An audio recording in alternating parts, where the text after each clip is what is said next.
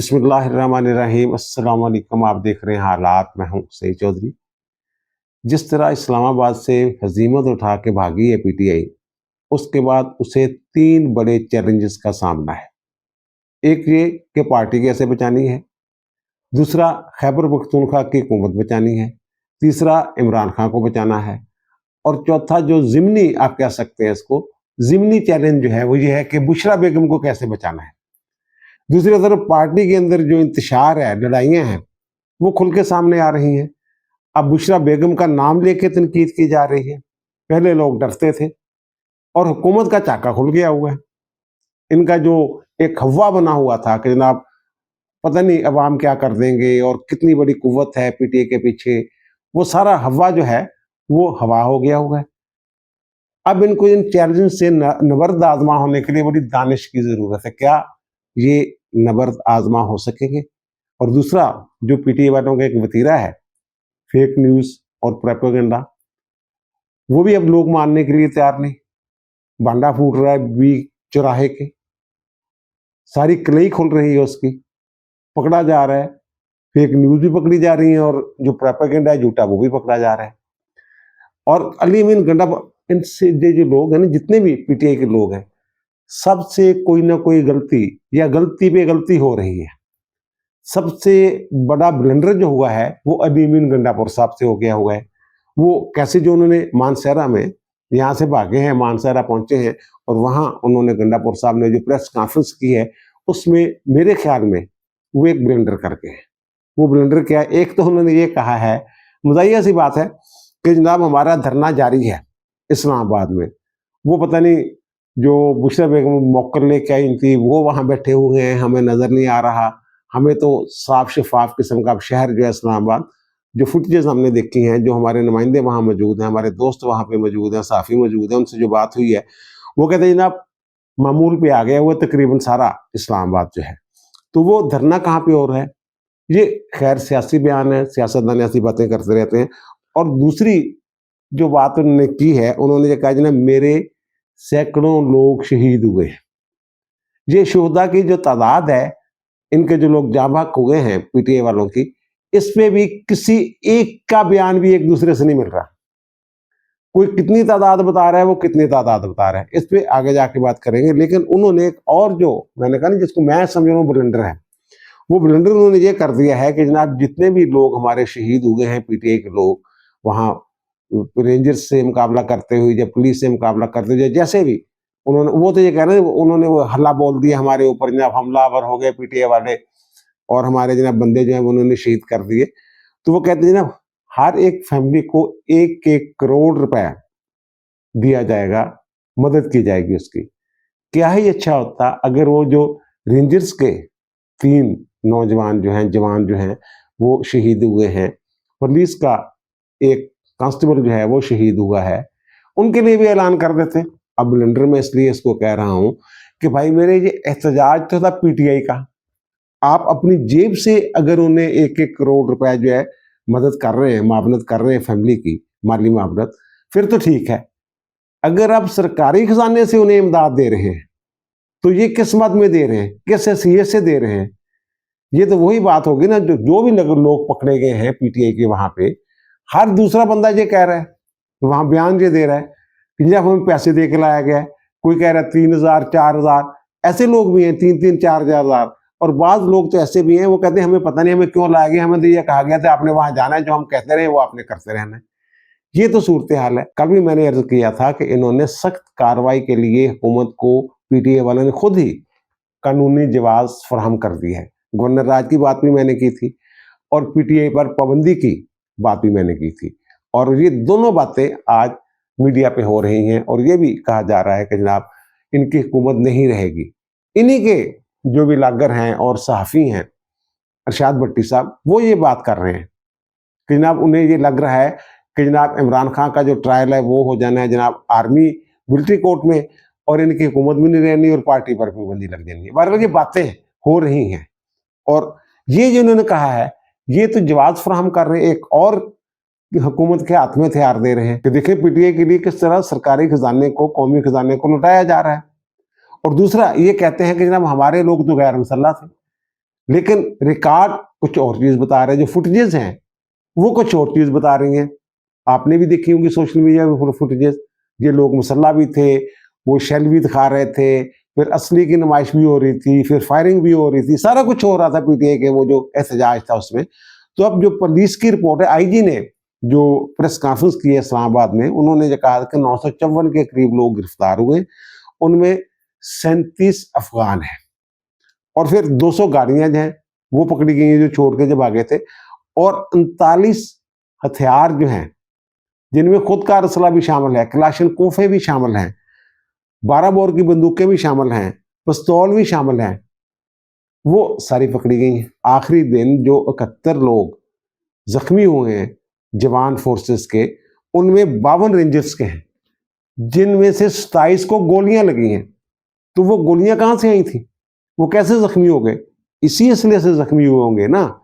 اور پھر محسن نقوی، میں نے پہلے دن بھی یہ بات کی تھی کہ جو افغان ہے نا، ان کی شامت آنی ہے، ان پہ خاص نظر رکھنے کے لیے کہہ دیا گیا ہوا ہے.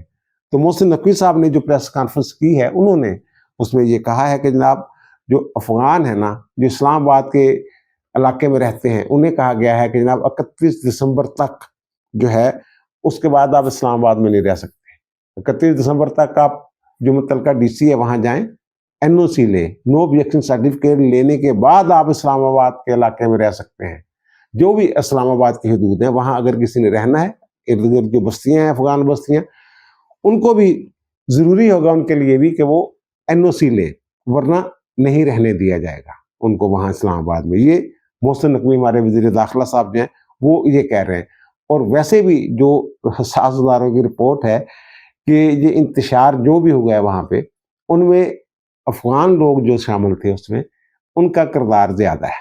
اب پکڑے تو یہ صرف 37 گئے ہیں، لیکن اور بھی ہوں گے جو بھاگے ہوں گے، جو قریبی بستیوں میں رہتے ہیں وہاں نکل گئے، جو موٹر سائیکلوں پہ آئے ہوئے تھے، موٹر سائیکل چھوڑ کے بھاگے ہیں. اب کوئی 8-10 مقدمے درج ہو گئے ہوئے ہیں، تو جب وہ موٹر سائیکل ظاہر ہے وہ پتہ چلے گا جناب کہاں رجسٹریشن وغیرہ سے معلومات ملیں گی.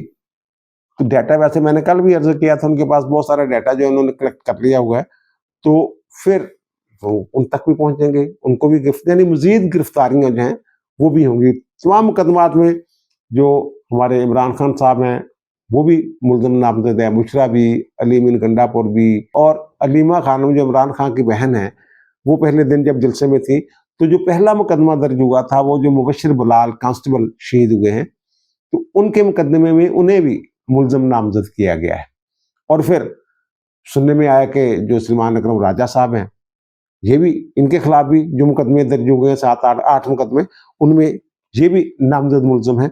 تو بہرحال وہاں محسن نقوی صاحب سے یہ سوال کیا گیا کہ جناب پتہ یہ چلا ہے کہ جناب سیدھی فائرنگ کی ہے رینجرز نے اور پولیس نے، تو جناب بڑے لوگ مر گئے ہیں. تو اس پہ محسن نقوی صاحب نے کہا جناب سوشل میڈیا پہ جو جھوٹ چل رہا ہے نا، فیک نیوز، تو یہ بتا دیں کہ کون لوگ ہیں، کوئی فوٹیج دکھا دے، کچھ دکھا دے، نام بتا دے، کوائب بتا دے کہ جناب یہ بندے ہوئے ہیں، اور آپ تمام لوگ یہاں پہ موجود تھے، کیمرے موجود تھے، اور ان کے پاس جو ان کا سوشل میڈیا ہے، جو بھی پی ٹی اے کے جتنے بھی ورکر ہیں وہ تو سارے یا ٹک ٹاکر ہیں یا پھر کیمرہ چلانے کے ماہر ہیں. تو وہ کہیں نہ کہیں سے کوئی نہ کوئی تصویر تو بنا سکتے تھے نا، ایک بھی فوٹیج جو ہے وہ سامنے نہیں لا سکے. اور پھر وہ کہتے ہیں جب دیکھیں 11 بجے تک صاف کر دیا سارا کچھ، گند شند اٹھا لیا وہاں سے. اور بھائی میرے، کسی نے دیکھا ہے کہ سڑکیں دھل رہی ہیں؟ جو وہاں جو سڑکیں دھل رہی تھی وہاں جناب خون تھا، خون صاف کیا جا رہا تھا. اس طرح کی کوئی فوٹیج کسی نے بنائی ہے، کسی نے دیکھی ہے؟ اور پھر ایک اور جناب انہوں نے پورا دن جو ہے شور مچائے رکھا کہ جناب ایک بندہ جو ہے وہ کنٹینر پہ نماز ادا کر رہا ہے، اور پولیس والے یا رینجرز والے یا فورسز والے اسے جناب دھکا دے کے نیچے گرا دیتے ہیں. اسی وقت یہ خبر آ گئی تھی کہ بھائی صاحب یہ صاحب جو ہیں یہ تو کوئی ٹک ٹاکر ہیں، ٹک ٹاک بنانے کے لیے وہاں اوپر چڑھے ہوئے تھے. اور 11 بجے کون سی نماز پڑھی جاتی ہے اور کنٹینر کے اوپر چڑھ کے کون نماز پڑھتا ہے؟ یہ سارا وہ اب وہ صاحب جو ہیں وہ سامنے آ گئے ہیں. ان کے جناب میری تو شرط لگ گئی تھی، میں تو ٹک ٹاک بنا رہا تھا، تو وہاں یہ آگے ہیں. تو انہوں نے پھر مجھے نیچے تارا، دھکا دیا، جیسے بھی ہوا. وہ کہتے ہیں میں زخمی ہو گیا تھا، مجھے انہوں نے پٹیاں شٹیاں کروا دی ہوئی ہیں. اس کی فوٹیج بھی سامنے آ گئی ہوئی ہے. اچھا اب وہ تو کہہ رہے ہیں، گنڈا پور صاحب کہہ رہے ہیں سینکڑوں میرے لوگ جو ہیں وہ शहीद हुए हैं। अब जब वो 1-1 करोड़ रुपए इमदाद देंगे तो पता चल जाएगा। अब ये कह रहे हैं जनाब देखें, ये उनके घर पहुंच जाएंगे, जिनके लोग शहीद हुए हैं उनको डराएंगे, ये करेंगे वो करेंगे। पहली बात तो ये कि इनके बकौल जो ज्यादातर लोग हैं वो खैबर पख्तूनख्वा के हैं, और खैबर पख्तूनख्वा में हुकूमत इनकी है, तो कौन जाके उनको डराएगा? और फिर 1 करोड़ रुपए में भी बड़ी ताकत होती है, दबाव बंदा जो बर्दाश्त कर लेता है। फिर तो ये सारा झूठ जो है ना, ये अली मीन गंडापुर साहब जो 1-1 करोड़ रुपया देंगे ना, उससे भी ये चीजें खुल जाएंगी। ये 2 तस्वीरें जो है सामने ला सके हैं 2 जनाजों की, वो हो सकता है मे भी दुरुस्त हो। वो जब वो तो भगदड़ में भी लोग जो हैं वो जहां बाक हो जाते हैं, भगदड़ मच जाए तो। और फिर शेलिंग में भी जो कमजोर लोग होते हैं, दम घुटने से उनको भी नुकसान हो सकता है, कुछ भी हो सकता है। और फिर एक्सीडेंट के जरिए भी तो लोग फौत हो गए ना, जो एक्सीडेंट में मारे गए हैं वहां पे, तो वो लोग भी तो हो सकते हैं ना। वो पोस्टमार्टम रिपोर्ट दिखाए ना कि जनाब ये गोली से जहां बाक हुए हैं, या शहीद हुए हैं, या हलाक हुए हैं, जो भी उनको नाम देना है। अच्छा, फिर इनके जो लतीफ खोसा साहब हैं, उन्होंने जो तादाद बताई है, उन्होंने कहा जनाब 378 लोग जो हैं वो हमारे हलाक हुए हैं। हम क्वाइफ इकट्ठे कर रहे हैं, वो सामने लाएंगे, और कहते 1900 लोगों को गोलियां लगी हैं, यानी जो मुंह में आया वो कह दिया। गंडापुर के सैकड़ों, और जो इनके सलमान अकरम राजा साहब हैं, जो इनके जनरल सेक्रेटरी हैं पीटीआई के, जिन पे बड़ी तनकीद हो रही है आजकल, उन्होंने एक वीडियो बयान जारी किया है। उसमें वो कह रहे हैं कि जनाब हमारे जो लोग हैं ना इस्लामाबाद में, वो 20 लोग शहीद हुए हैं, 8 के मुकम्मल कवायफ हमारे पास हैं, यानी हमें पता है कि वो 8 लोग कौन है। बाकी जो 12 लोग हैं उनके कवायफ जो हैं वो इकट्ठे किए जा रहे हैं। ये तादाद सही भी हो सकती है, गलत भी हो सकती है। आपका इल्ज़ाम तो ये है ना कि फोर्सेस ने सीधी फायरिंग की, जिसके नतीजे में ये लोग जो हैं ये जाँ बाक हुए हैं। अब ये आपने साबित करना है कि इनकी जो मौत है वो हलाकत के नतीजे में हुई है। बहरहाल तादाद नहीं मिलती, कोई किन्ने कह रहा है, कोई किन्ने कह रहा है। सोशल मीडिया तो कुछ और ही तादाद दसी जा रही है, कोई 16 दस रहा, कोई 32 दस रहा, कोई 31 दस रहा, कोई 62 दस रहा। समझ नहीं आ रही इन्होंने, पता नहीं कितों तादाद इन्होंने केड़ा इलम है इन्हों को जिहदे तहत करी जा रहे हैं। पीटीआई के अंदर जो लड़ाई चल रही थी उसमें शिद्दत आ गई है। नई क्यादत पुरानी क्यादत, ननदों और बाबज की लड़ाई खुल के सामने आ गए एक दूसरे के सारे। सबसे पहले तो जो साबिक सूबाई वजीर हैं खैबर पख्तूनख्वा के, इन्हीं के दौर में शौकत यूसुफजई साहब, उन्होंने एक वीडियो पैगाम जो है वो रिकॉर्ड किया। उनका वीडियो पैगाम सामने आया, बाद में टीवी चैनल्स में भी उन्होंने ये बात की। उन्होंने ये कहा जब संजानी का मौका मिल रहा था इनको, तो किसने कहा था कि वहां जाएं, डी चौक की तरफ जाने की बात किसने की थी? उन्होंने कहा अगर बुशरा बेगम साहबा नहीं मान रही थी तो बुशरा बेगम कौन है? उन्होंने ये कहा कि बुशरा बेगम का पार्टी से क्या तल्लक, वो कौन होती है फैसले करने वाली? उसका लुब्बेलबाब खुलासा ये है, वो कहते हैं पार्टी की आदत कहाँ थी, ये फैसला तो पार्टी की आदत नहीं करना था। अली मीन गंडापुर को तो कुर्बानी का बकरा बनाया गया है। और फिर उन्होंने ये कहा कि जनाब जो बैरिस्टर गौहर अली खान साहब, जो दूसरे सलमान अकरम राजा साहब, पार्टी ने फैसला करना था, वो कहाँ थे? और फिर पीटीआई वाले जो पंजाब की क्यादत है, हमाद अजहर, मियां असलम, इन लोगों का नाम दे के गालियां दे रहे हैं, उनके जो वर्कर हैं, गंडापुर को गालियां पड़ रही हैं। और बुशरा बेगम की हमायत में भी बयान आ रहे हैं, मुखालफत में भी आ रहे हैं। और जो बुशरा बेगम की बहन है मरियम भट्टू साहब, उन्होंने एक वीडियो पैगाम जारी किया। उनके जनाब मेरी बहन जो है वो तो, ये पहले खबर आई थी ना मानसहरा में, उन्होंने भी प्रेस कॉन्फ्रेंस करनी है अली मीन गंडापुर के साथ, फिर वो नहीं बैठी थी। तो उन्होंने ये कहा कि ना मेरी बहन जो है उनको तो जबरदस्ती इस्लामाबाद से ले जाया गया है। जबरदस्ती किसने की होगी? अली मीन गंडापुर ने की होगी, यही हो सकता है ना, अगर उनको वो निकाल के लेके गए। अब इसमें भी बातें हो रही है। मैंने बात की कि ना अली मीन गंडापुर और बुशरा बेगम कैसे निकल गए। अगर आप लोगों ने इतना मजबूत हसार कायम कर लिया था और ये भाग गए थे और ये तनहा रह गए थे, तो ये कैसे निकल गए वहां से? तो वहां मेरी बात हुई एक आला अफसर से पुलिस के, तो उन्होंने ये कहा कि ये पूरी दुनिया में ये एक तयशुदा असूल है कि जब मुंतशिर करना होता है हजूम को या एहतजाज करने वालों को, तो उन्हें भागने के लिए, उनके भागने के लिए एक रास्ता जो है वो खुला रखा जाता है। अगर उन्हें बंद गली में घेरने की कोशिश की जाए तो फिर वो पलटकर हमला करते हैं। ये वो कहते हैं स्ट्रेटजी होती है पूरी दुनिया में। वो कहते हैं वो जो रास्ता था इनको दिया गया था, लेकिन मेरी इतला और है, ये محسن نقوی صاحب یا وزارت داخلہ کی طرف سے کچھ رعایت کی گئی ہے کہ نکل جاؤ یار، ان کو پہلے کل بھی میں نے عرض کیا تھا کہ ان کو پتا تھا علی مین گنڈاپور صاحب نے کھڑک گئی سی یا اطلاع سی جو بھی سی، یہ ویسے نکلے ہیں۔ اور مریم صاحبہ جو اپنی بہن کے آگے، اور بہت سارے لوگ ایسے بھی ہیں وہ کہ جناب اس کو تو پتہ ہی نہیں تھا خاتون اول کو کیا آ رہا، اور دوسری طرف یہ کہہ رہے خاتون اول جو ہے سارا کنٹرول اس کے اپنے ہاتھ میں تھا، اس نے اپنے ہاتھ میں لے لیا، وہ تھا سارا جو احتجاج کا معاملہ تھا۔ اور دوسری طرف علی مین گنڈاپور صاحب جو ہیں ان کے ساتھ ہمدردی کی جا رہی ہے، وہ کہتے ہیں ان کو تو پتہ نہیں، تو بشرا بیگم کے سامنے بے بس تھے، اور وہ آپ نے بھی دیکھا ہے کہ بشرا بیگم نے کیسے جو ورکر تھے ان کے اوپر چڑھا کے رکھے ہوئے تھے، ان کو ادھر ادھر ہلنے نہیں دے رہے تھے۔ وہ کس کی ہدایت پہ کر رہے تھے؟ کسی کی جرت ہو سکتی ہے کہ وزیر اعلیٰ کے ساتھ ایسا کرے کوئی کارکن؟ وہ کسی کی شے پہ کر رہے تھے نا۔ اور پھر جو علیمہ خانم ہیں انہوں نے جو ٹویٹ کیا ہے، انہوں نے کہا جناب شام کے وقت جو کنٹینر تھا جس میں بشرا بیگم تھی اور علی مین گنڈاپور تھے، اس کا ساؤنڈ جو ہے وہ بند کر دیا گیا، لائٹیں بند کر دی گئی۔ ساؤنڈ اور لائٹ کیوں بند کی گئی؟ اس وقت تو لوگوں کو رہنمائی کی ضرورت تھی، انہیں بتانا تھا جناب کہاں انہوں نے پہنچنا ہے، کیا کرنا ہے، لیکن وہاں مکمل خاموشی تھی، نہ لائٹ تھی، نہ ساؤنڈ تھا، نہ کوئی اعلان تھا۔ یہ علیمہ خانم نے بھی ایک طرح سے بشرا بیگم جو ہیں ان کو ٹارگٹ کیا ہے کہ بی بی آپ نے کنٹرول سنبھالا ہوا تھا تو آپ کچھ کرتی نا، تو کیا کیوں نہیں؟ دوسرا جو میں چیلنجز کی بات کر رہا ہوں نا، یہ تو عمران خان کو رہا کروانے آئے تھے نا، اور پھر مذاکرات کی بات بھی بیچ میں چل پڑی تھی، عمران خان کو رائتیں دینے کی بات بھی ہو رہی تھی۔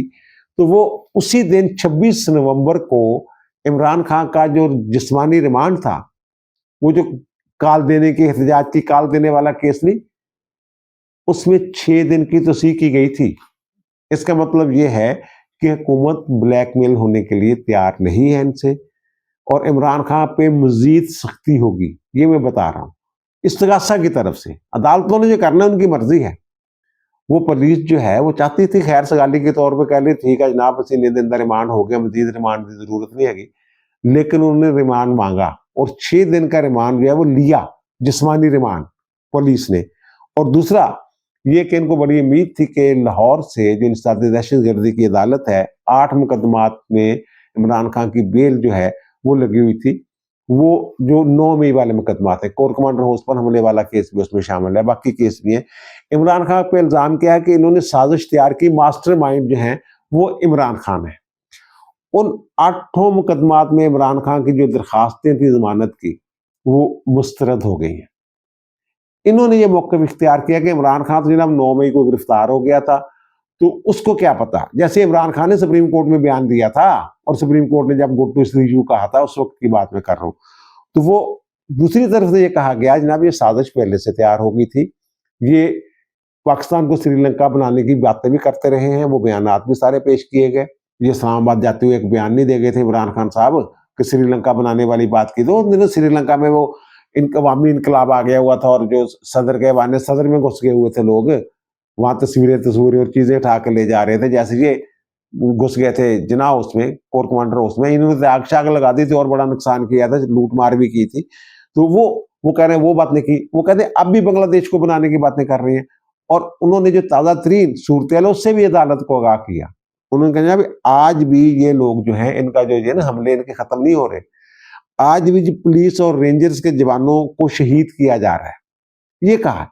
اس کے بعد ان کی جو ضمانت کی درخواستیں تھیں وہ مسترد ہوئی ہیں، اگرچہ ٹرائل الگ چیز ہے، ضمانت کے معاملات الگ چیز ہیں، لیکن یہ جو ان کو ایک خوش فہمی تھی نا کہ شاید ان کی جو ضمانتیں کہہ رہے ہیں جناب کیس چھے ہی کچھ نہیں، انہیں دس دیا جناب کیس چھے گا ٹرائل دے قابل، اسی لیے یہ خوف زیادہ نہیں ہے کہ جیو چکے والا جو ہے اس کی فرد جرم جو ہے وہ بھی تیار ہے، اسی لیے یہ خوف زدہ ہیں کہ ملٹری ٹرائل ہو سکتا ہے، ملٹری کورٹ میں ان کا معاملہ جو ہے وہ جا سکتا ہے، قانون اس کی اجازت دیتا ہے۔ اور دوسرا پارٹی پر پابندی کی جو بات میں نے کی تھی، تو وہ آج بلوچستان کی اسمبلی جو ہے صوبائی اسمبلی، وہاں پیپلز پارٹی اور نون لیگ مل کر ایک قرارداد لا رہے ہیں کہ جناب پی ٹی آئی پر پابندی لگائی جائے۔ وہ وفاق سے مطالبہ کریں گے نا کہ یہ سیاسی انتشاری ٹولہ ہے، وفاقی حکومت پابندی لگائے۔ اب کسی سیاسی جماعت پہ پابندی کیسے لگائی جا سکتی ہے؟ آئین کے آرٹیکل 17 میں یہ لکھا ہوا ہے کہ اگر کوئی سیاسی جماعت یا کوئی تنظیم جو ہے मुल्क की हाकमियत आला, सावरेंटी और सालमियत के खिलाफ काम कर रही हो, कोई ऐसे इकदाम कर रही हो सालमियत के लिए नुकसानदेह हो, तो वफाकी हुकूमत जो है उस पर पाबंदी लगा सकती है। लेकिन 15 पाबंदी लगाने के बाद 15 दिन के अंदर अंदर वो मामला भेजना होता है सुप्रीम कोर्ट को। सुप्रीम कोर्ट का फैसला हतमी होगा, ये आइन में लिखा हुआ है। अब गुड टू सी यू वाला जो मामला है ना, वो नहीं हो सकता, क्योंकि 26वीं आईनी तरमीम के बाद जो बुनियादी आईनी हकूक से मुतल्लिका मामलात हैं और आर्टिकल 184 बुनियादी जो ओरिजिनल जुडिक्शन है सुप्रीम कोर्ट की, उससे मुतल्लिका जो मामलात हैं, मुफाद आमा के जो मामलात हैं, वो कहाँ जाने हैं, किस बेंच ने सुनने हैं? आईनी बेंच ने सुनना है। वो सुप्रीम कोर्ट से मुराद आईनी बेंच है। मैं जो समझ पाया हूं 26वीं तरमीम से कि जनाब वो जाना है मामला, क्योंकि जो आर्टिकल 17 है ये बुनियादी आईनी हुकूक का हिस्सा है, इसलिए जो मामला जो है ये आईनी बेंच में जाना है। और आईनी बेंच में गुड टू सी यू वाले भी नहीं है, वो आईनी बेंच में आइन के मुताबिक फैसले करने वाले जज हैं। कल देखा नहीं आपने, एडवोकेट जनरल जो है खैबर पख्तूनख्वा के, उन्होंने जनाब सो मोटे ले जनाब, दोनों तरफ से हलाकतें हो गई, ये हो गया वो हो गया। तो बेंच के सरबराह मिस्टर जस्टिस मोइनुद्दीन खान साहब ने भी यही बात की, मिस्टर जस्टिस जमाल खान मुद्दखिल साहब ने भी यही बात की कि ये तो मामला हमारे सामने सिरे से है ही नहीं। और जस्टिस मुसर्रत हलाली साहब ने तो दो टोक कहा कि यहाँ सियासी बातें ना करें आप। बहरहाल ये अब सूरत हाल है कि अगर ऐसा होता है तो फिर मामला जो है वो आईनी बेंच में जाना है। और तीसरी जो मैंने अर्ज किया था कि केपी की हुकूमत कैसे बचानी है, गवर्नर राज वाली बात तो एक तरफ रह गई, अगर इस पर पाबंदी लग जाती है पीटीआई की तो ये सारे नाहल हो जाएंगे, नए इलेक्शन होंगे, जो सीटें खाली होंगी वहां पे फिर नई हुकूमत बनेगी। यानी इनका किरदार होगा ना बेस कैंप खत्म करना है, वो खत्म हो सकता है। गवर्नर राज भी लग सकता है, वैसे पूरा कानूनी जो है वो पूरे तमाम कानूनी तकाजे पूरे हो चुके हुए हैं। और एक बुशरा बेगम वाला जनाब जो आधा का चैलेंज है, बुशरा बेगम को बचाना, कैसे बचाना है। बुशरा बेगम ने अब गिरफ्तार होना है, हर हाल में गिरफ्तार होना है। उनके 190 मिलियन पाउंड वाले जो केस है उसमें भी वारंट जो है वो जारी हो चुके हुए हैं। और फिर ये इस्लामाबाद पर चढ़ाई वाले जो मुकदमात हैं उनमें भी पुलिस को मतलूब होंगी। और फिर 190 मिलियन पाउंड वाला जो वो उसकी समात मुकम्मल हो चुकी है, तकरीबन मुकम्मल हो गई हुई है। ये तखीरी हरबे इस्तेमाल कर रहे हैं इमरान खान और बुशरा बेगम, उसमें भी उनको सजा हो सकती है। ये सारे मामला। और फिर तौहीन अदालत वाला जो मामला है, और फिर जो कानून नया बना हुआ है इस्लामाबाद में, अगर बगैर इजाजत के वहां ये एहतजाज किया जाए या जलसा जुलूस किया जाए तो उसके लिए 3 साल की कैद की सजा मुकर्रर है। उसमें भी ये लोग, चलो बाकी सारे इल्जाम से बरी भी हो जाते हैं, उससे तो बरी नहीं ना हो सकते, बरी जुबानी हो सकते। संजानी वाली बड़ी अच्छी ऑफर आई थी इनको कि जनाब डीसी को दरखास्त दे, ये वाला जो मुकदमा है इससे भी उनकी जान छूट जानी थी। और फिर तौहीन अदालत वाला जो जस्टिस आमर Farooq chief justice Islamabad high court ने जनाब जहाँ कोई जलसा जुलूस नहीं होता, पाबंदी लगा दी थी, तो वो भी ताजर जो है वो चले गए तौहीन अदालत की दरखास्त लेके। तो अगर वहाँ कार्रवाई शुरू हुई, आज उसकी समात हो रही है उस दरखास्त, तो उसका नोटिस वगैरह हो जाते हैं, तो उसमें भी इनकी नहलियाँ भी हो सकती हैं, सजा भी हो सकती है, राइजिंग ऑफ द कोर्ट भी सजा हो जाए। ये बड़े बुरे फंसके हुए हैं। ये तमाम चैलेंजेस जो है ना, ये इनके साबका एमाल के साथ जुड़े हुए हैं। उनमें 9 मई वाला मामला भी शामिल है। अब अगर 9 मई वाला मामला शामिल है तो फिर आप अंदाजा कर सकते हैं कि हुकूमत इनके साथ किस हद तक रायत कर सकती है, रायत करेगी वो ये नहीं करेगी।